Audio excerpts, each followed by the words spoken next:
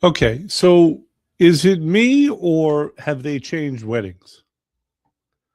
Have they changed the times of weddings? I keep hearing about them. They're coming up. September and October apparently is the new season for weddings, and I don't know when this happened. It's probably been going on for years. I just wasn't paying attention. But I'm hearing a lot about weddings. My clients are talking to me about weddings. The other day, a guy walks in, former client, haven't seen him since, I don't know, 2020, 2021. I don't get a lot of walk-ins. There's no walking traffic where I am. But that's his thing. His kid is having a wedding in a couple of months, and he's in a desperate situation. It's not uncommon. I hear, from people all the time they have a wedding coming up. Uh, and it's a wonderful thing. There is a problem, though, about the wedding mindset. And that's what we're going to talk about today. We're going to talk about the wedding mindset, why it's a problem, and what to do about it. But first, I do want to announce that we have a winner for our Thinkless giveaway. We're doing once a week. I meant to do it for 3 weeks, and it came out as 5 weeks. So fine, we're doing it for 5 weeks. I'll be giving away a Thinkless program. The Thinkless program is really cool. It's designed so you don't have to think.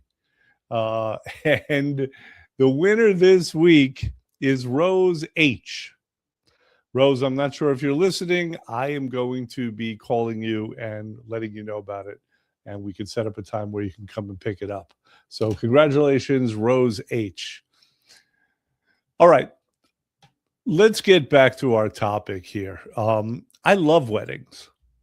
I think weddings are one of the most amazing things in the world. I have been blessed to have gone to some of the coolest weddings and wedding venues imaginable. I had one family member whose rehearsal party, right? Not the wedding, the rehearsal party was at Fenway Park. I had another whose rehearsal party was in they call it the Willis Tower now. It was like on the 100th floor of a building in Chicago. The rehearsal dinner, not the rehearsal party. I mean, they turned into parties. And of course, the wedding venues themselves were gorgeous also. So the thing about weddings is, I mean, they are peak events. But we make a huge deal out of these things. They're different. They're not the day to day. It's a time where people look forward for a year, right? People are looking forward and making their plans for a year to go to weddings. And they're buying new suits and tuxedos, and they're doing all these things. They're flying places. To me, it's almost like the World Series. That's how we play it. We play it like the World Series, right? Like we're desperate for something to look forward to.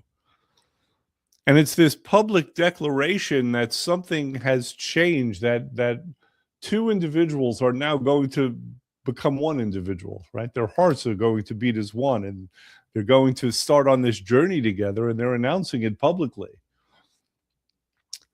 So it's an incredible thing. And there's so many, when I say it's like the World Series, I liken it to that, or, even a Broadway show, right? This event where beforehand there's a lot of anticipation. You can feel the tension. You could feel the adrenaline. I don't know why it's like that, frankly. Only two people should be nervous. The ones who are saying I do. I don't know why anyone else feels that tension. But it's a good tension, right? It's energizing. It's an incredible thing, really. What we do for weddings, it doesn't have to be this way, theoretically. You can go to a justice of the peace. But this is how we do it these days. Not everyone, but enough people. And for our purposes, the great thing about weddings is that they really focus the mind. Everyone wants to look good for the wedding. Everyone knows that the pictures are going to be around forever. More so these days than other days when they're online. So it really does, that intensity and the fact that there's a set date, you know when it's happening. If you were putting it off for a couple of years, you know, you knew you had to lose weight, but you were putting it off, you're going to stop putting it off. I have a lot of evidence about this. I mean, I have a family member, and, you know, she was telling me she wanted to do the program, telling me for a long time, but she couldn't make that commitment. One day she calls me and she says, I'm ready. Let's do this. And I'm like, what changed? She said, well, you know, your cousin proposed. We have a wedding coming up. So, you know, she got very focused. Now, the wonderful thing is that at the wedding, I forget what she lost, 40 pounds, 60 pounds. I mean, her blood pressure normalized, you know, but this is a 60-year-old woman. And at the wedding, she was thinner than she had been in high school. Like, people couldn't believe what they were seeing. Now, this was some years ago. This was before all the GLP-1s, because otherwise everyone would have thought it was a GLP-1. As it is, they didn't know what to think. But other than that, she looked beautiful. So this is, again, as far as motivation goes, there's nothing better. That intensity gets turned into motivation. Again, let's liken it to the World Series. It's the same thing. Well, it's not the same thing, but it feels the same, right? This event with all this attention and all this attention and tension. Although, again, we're not sure why, but we know that it comes with a lot of tension.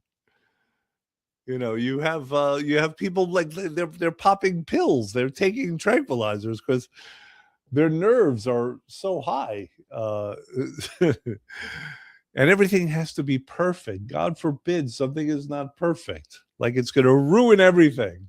You know, oh my God, we were short a chair, or I don't even know what the fears are. You know, like the buffet wouldn't be acceptable. The wedding cake, someone's going to drop the wedding cake, or the bride is, you know, she didn't get her electrolysis, so she has a mustache. I don't know what everyone's so nervous about, but I know that they are. And I know that that focus is very useful, and a lot of people lose a lot of weight. So that's what we're calling the wedding mindset, at least as it regards weight loss. And it's a double-edged sword. It's a wonderful thing. People have gotten a lot of results. Believe me, they call here, they come in, they're ready to go. There's a lot of the BS that normally comes up for them doesn't come up.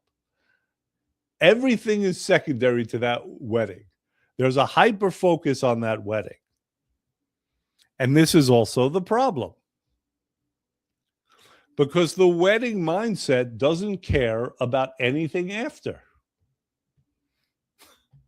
It's so hyper focused on that particular day or weekend. Hopefully it's a weekend. Hopefully you get to stretch it out a little bit, right? Given all the money that everyone is spending. And there's no plan beyond that, because for the most part, people can't think beyond that. That's how much tension there is. Now, if you're a bride and you're getting married, or you're a groom and you're 30 years old and you're hyper focused on your wedding day, well, you got to bear in mind that, God willing, you're going to have another 60, 70 years after that day. And that's true for everyone. That's true for the 60-year-old mother of the groom as well. And everyone that's attending. It is a day. And I don't want to get too lectury here. And everything I'm saying is based, you know, just on observation, and I'm no expert and all of that. But it does seem to be a wrong focus to some degree. The marriage is so much more important than the wedding. I mean, is the wedding so important because people are like, well, if the marriage is shit, at least we've had a great wedding. At least something came out of it, right? The marriage is so much more important than the wedding. We all know this. But that's a long-term thing. That's a spread out thing. And equally, the time after the wedding for health and weight loss or weight maintenance, hopefully, is so much more important than the wedding day. Now, we all know that, at the wedding, especially if you're throwing it, you should not be worried about counting your calories. You should not be on the detox portion of the program. Believe me, I tried it one time. No, that's not where the focus should be. The focus should be on having a good time. You don't think about that stuff. You dance, you have some drinks, you do what you do when you have a good time, right? Now, the food at a wedding to me is not even close to being the most important part. I mean, the crowd and the band and the energy is so much more important than the food. But assuming there's good food there, I mean, you should not be going crazy. It's the days after the wedding where you got to get it back together. And if we have a wedding mindset going into a wedding because of that date, right? We know that date, that's our aim. And that's a very powerful thing that we can use if that's our mindset. Well, at a certain point, we want to convert to a long-term mindset, to a marriage mindset. This is the metaphor, right? We're all not getting married at a wedding. That's where the focus needs to be. And all too often, it's not. And it's funny for me because I kind of go back and forth with my clients because I understand and appreciate where they're coming from and what brought them in. And I adopt that focus. If they want that, that's what I want for them. On the other hand, I know the problems that could happen afterwards. I know what happens when there's only attention given to getting ready for that specific date. I know what happens afterwards because I've seen it a lot. People just lose it. They forget all about that hard work. And again, it's okay for that weekend. But after that weekend, they're like, okay, I worked so hard to lose the weight, and now I'm going to do whatever the hell I want. So that's the problem with that hyper-focused wedding mindset. I'm thinking of a couple, John and Tracy. They had a wedding in Italy, like a big deal. They were going there for a week, and they came in and they were very focused, as you can imagine. And I brought this conversation up. And we did have a plan for afterwards. At least I had a plan for them for afterwards. But it was hard for them, right? It was hard to get it back together after that because they had the wedding and the weekend there and, and all the great things that happened at a wedding, seeing people you haven't seen forever and partying and having a good time. And then they had that extra time over there in Europe as well. And, because they were so focused, there was a rubber band effect, right? There was a rebound effect that happened, and they started going crazy. And it was really difficult to get it back together for them. We managed to. But remember, we're using wedding and marriage as a metaphor here.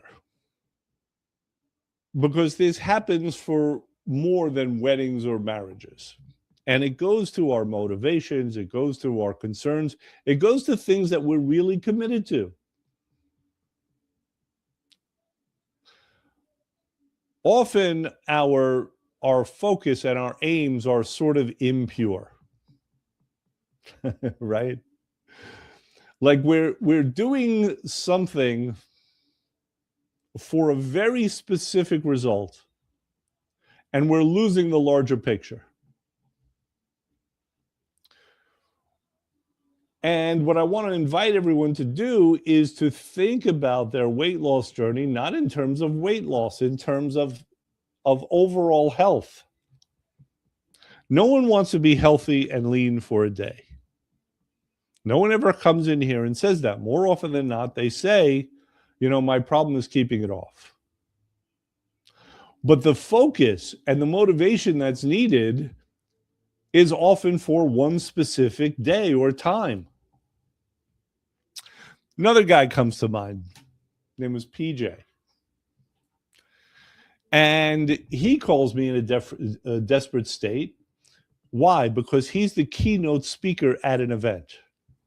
There was some kind of a business conference, and he's giving the keynote address. And he doesn't feel good about himself. He's got a roll around his belly, and physically he feels worn out. And I could see, I could hear the worry in his voice. What's going to happen? How am I going to look? His confidence wasn't there. And the wonderful thing was that he did great. He did the program. He lost that weight. His confidence shot up. And according to him, I wasn't there. He reported it to me. He said he killed it because he felt great about himself. So that was a very powerful motivation. Well, what if he was always motivated like that? What if it wasn't the temporary hit of or terror of being seen in a certain way, of not presenting well? It turns out that is probably a more powerful motivation than almost anything else.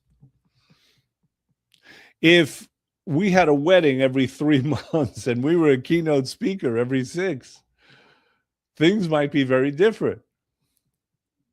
Or if we changed our focus a little bit. It's okay to have that hyper focus. It's okay to get ready for the World Series.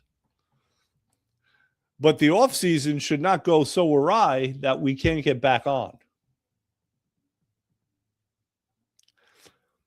And I want everyone to understand this and sort of understand the mechanism of it, because it's not wrong, it's not bad, it's just kind of how we're architected. But ultimately, it doesn't work. The people who yo-yo often yo-yo because they get to a point where their urgency rises up, or they get an invitation to a reunion and their urgency shoots up. Because again, you want to present well, but what about your own internal goals? Why do you need something external to you to motivate you in that way?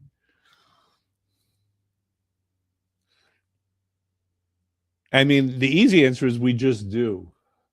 But should we? Can we replace it with something else?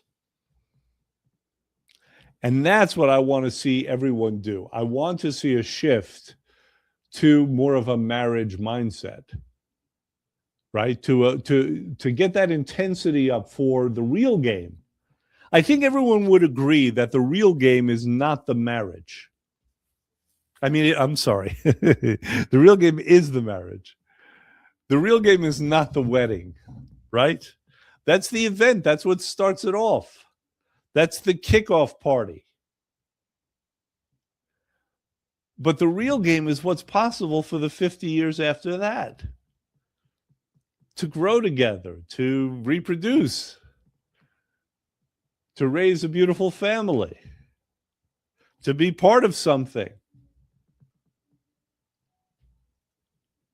But all too often, literally and metaphorically, people are focusing on that wedding event and not the bigger game. So that's what I want to invite everyone to do. If you can make that conversion and to where your priorities are the long game, to where your priorities are arguably what they should be, right? Health, longevity, feeling great, reaching your potential, as opposed to a very panicky kind of I have to do this or else game, because that's where that rubber band effect comes in.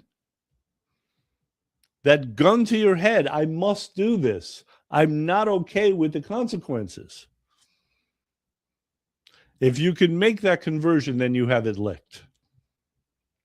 And here's the other thing, and I can do better at this also. Really, the way it should be done is to come in for weight maintenance. You have to lose 50 pounds? Great. We're going to start at the end. What's it going to take for you to keep it off? Because the losing the 50 pounds is just this first step towards that end. That's just a necessary thing that has to happen in order to keep the weight off. So really, that's where the focus should be.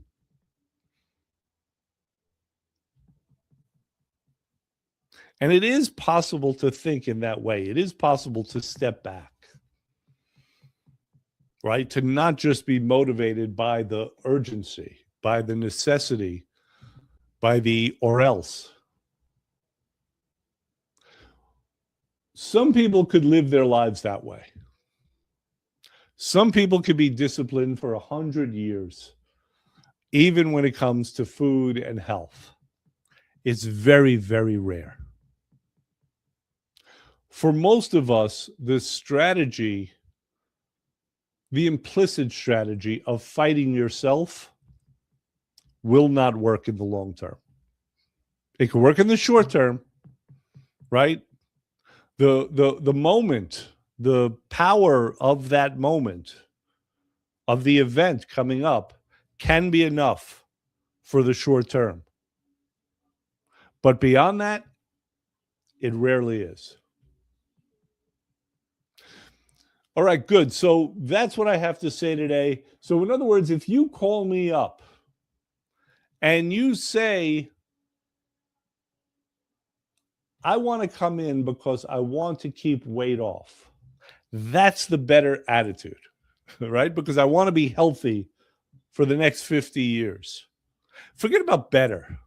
Forget about better. That's the more correct one. That's the one that has the chance to give you what it is that you want. And we'll deal with the several weeks or months that it takes to get you to the point where you need to be doing maintenance. All right. I would love to hear your thoughts about this. I think this is a very big, a very important subject. It's something that everyone wants, but it doesn't always happen. Everyone wants to keep weight off. And the focus is just always on the weight loss, weight loss. It's like always being in a dangerous emergency situation, right? Got to get it off, got to get it off, got to get it off. Got it off. Okay. Then you gain it back. We know what to do so you don't gain it back. I have a book about it. You can purchase this book. There are some principles that if you apply, you will be able to keep the weight off. But you obviously have to apply them, and that starts with your initial mindset. All right, that's it for today. I will speak to everyone next week. Have a terrific week.